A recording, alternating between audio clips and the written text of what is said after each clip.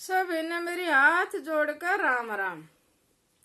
नया साल आने वाला है और हमने इस नए साल में अपने लिए कुछ न कुछ अच्छा कर्म करना है। अच्छा कर्म कौन सा है?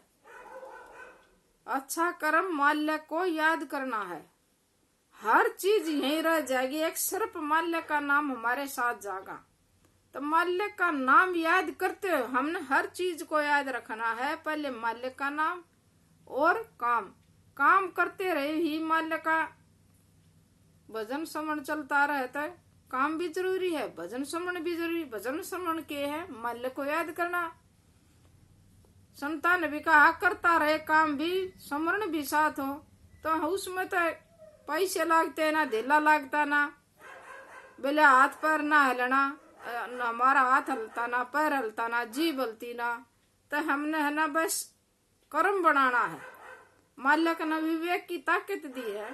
तो इसके ऊपर एक छोटी सी साखी सुनाऊंगी और गलती हो तो मेरी माफ कर देना। एक बार की बात है, गुरु नानक देव जी ने बाल्य से कहा जीवन कितना है? तो बाल्य ने कहा सच्चे बादशाह, जो ये सूरज निकला है ऊपर थोड़ा और ऊपर चढ़ा है, तो ये पता निकले या न निकले। तो गुरु नानक देव जी ने कहा बहुत दूर की बात कर रहे हो। फिर उस गुरु नानक देव जी ने कहा मर्दाने तू बता जीवन कितना है? तब मर्दाने ने कहा आज की घड़ी निकली है, पता नहीं कल की निकले या न निकले। फिर गुरु नानक देव जी ने कहा जीवन तो इतना बड़ा भी नहीं है। तब उनने दोनों ने कहा सच्चे बादशाह आप ही बताओ जीवन कितना?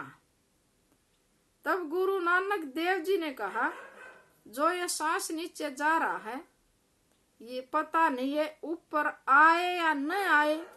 तो जीवन तो एक सांस का खेल है। इसलिए संता ने भी कहा है सांस सांस में हर भज वृथा सांस ना खो। पता नहीं सांस का आवन हो या न हो, तो दूसरे सांस की हमने क्यों आस करनी है जब एक सांस का भरोसा नहीं है। तो उस एक सांस के भरोसे में हमने माल्य को याद करना है। एक सांस भी व्यर्था गया था उसमें भी हमारा घाटा और किसी का नहीं है। हम अपने लिए तो घाटा कर ले, फिर दूसरों के लिए नहीं कर सकते।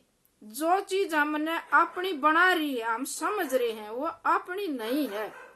सिकंदर भी सारे देश को जीतना चाहा था। उसने ये ठान लिया था कि मैं सारे देश ने अपनी मुट्ठी में लूंगा। और वो अपने सारे देश को जीतने के लिए निकला था। रास्ते में उसने एक संत महात्मा मिले, भजन पे बैठे थे। सिकंदर ने कहा कि ये आप क्या कर रहे हो?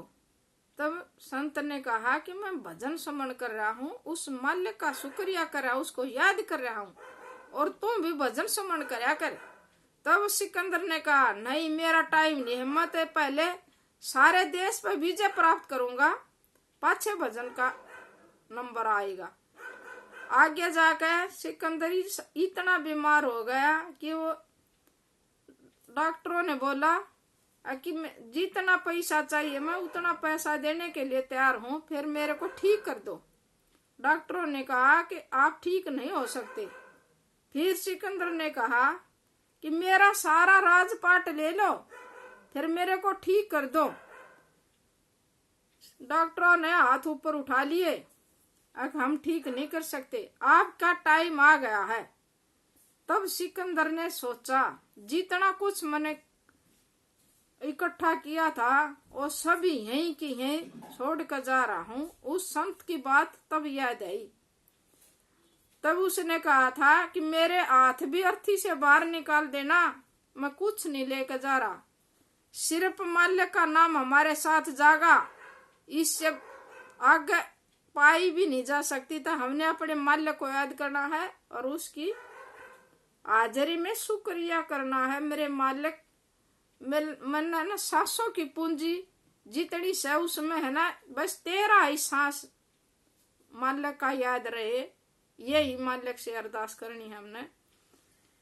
मालिक से हमने ये सोच कर ये कहना है कि अब मेरा सब कुछ ले ले मेरे मालिक, फिर मालिक की दया मेरे को मिल जाए और हमने कुछ नहीं चाहता है।